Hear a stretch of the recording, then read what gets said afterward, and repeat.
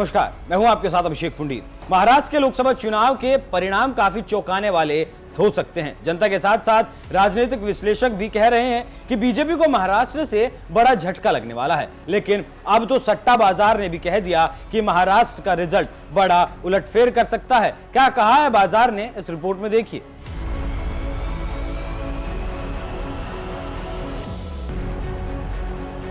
महाराष्ट्र में 5 चरणों में मतदान हुआ और अब सभी को रिजल्ट का इंतजार है। लेकिन नतीजे से पहले आप जानते हैं कि अनुमान लगाए जाने लगते हैं और अपने अपने स्तर से अनुमान सामने भी आने लगे हैं। इसके साथ ही साथ सत्ताधारी पार्टी हो या विपक्ष, दोनों अपने अपने दावे कर रहे हैं। ऐसे में किसकी सरकार बनेगी ये 3 दिन बाद साफ हो जाएगा। लेकिन सट्टा बाजार की भविष्यवाणी ने तहलका मचा दिया, क्योंकि हर चुनाव में सट्टा बाजार भी अपनी राय रखता है और इसको लोग बड़े ध्यान से देखते भी हैं। उसी कड़ी में इस बार सट्टा बाजार ने महाराष्ट्र की चर्चित सीट अमरावती लोकसभा पर भविष्यवाणी की। आप जानते हैं कि अमरावती से पिछली बार निर्दलीय उम्मीदवार नवनीत राणा चुनाव जीती थी, जिनकी जीत में भूमिका शिवसेना और एनसीपी ने बड़े शानदार तरीके से निभाई थी। लेकिन इस बार नवनीत राणा निर्दलीय के बजाय बीजेपी की उम्मीदवार हैं। इसी पर सट्टा बाजार ने बड़ी भविष्यवाणी कर दी और चौंका दिया। सट्टा बाजार की माने तो नवनीत राणा इस बार चुनाव हार रही हैं। जानकारों की माने तो अमरावती सांसद नवनीत राणा की हार के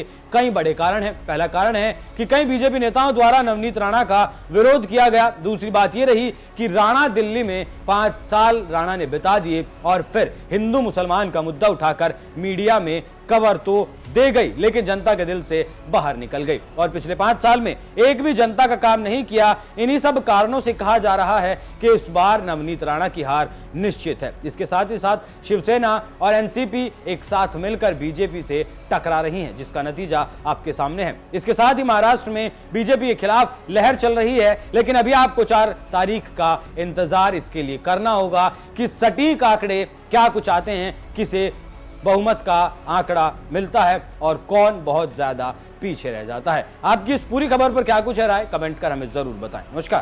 काम हमारे देश के प्रधानमंत्री महिलाओं के लिए करते हैं तो वो पक्ष के साथ और आपकी बार और यहाँ पर ये कॉन्स्टिट्यूंसी में क्या खिलेगा, क्या खिलेगा?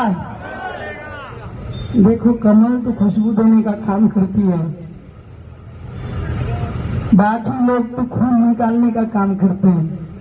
तो मैं आप लोगों से सिर्फ विनती करने आई हूँ, जिन्होंने सभी कार्यकर्ताओं ने, पदाधिकारियों ने जो ये कार्यक्रम आयोजित किया है, सभी को दिल से बहुत बहुत शुभकामनाएं दूंगी।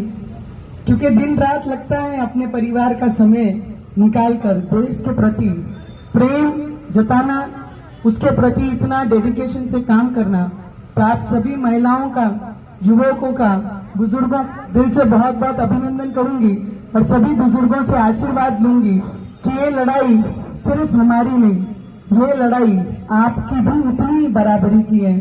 आप लोग अगर साथ दोगे, मोदी जी आपको परिवार मानते हैं, तो परिवार के नाते बड़े बुजुर्ग, युवक, महिला, उनके सर पे हाथ देकर आशीर्वाद का ये विश्वास जरूर मोदी जी को दिलाइए कि इस देश का हर नागरिक जो भारत माता की जय कहता है, वो हर व्यक्ति, हर परिवार, हर युवा, हर महिला मोदी जी के साथ है। हम साथ हैं ना?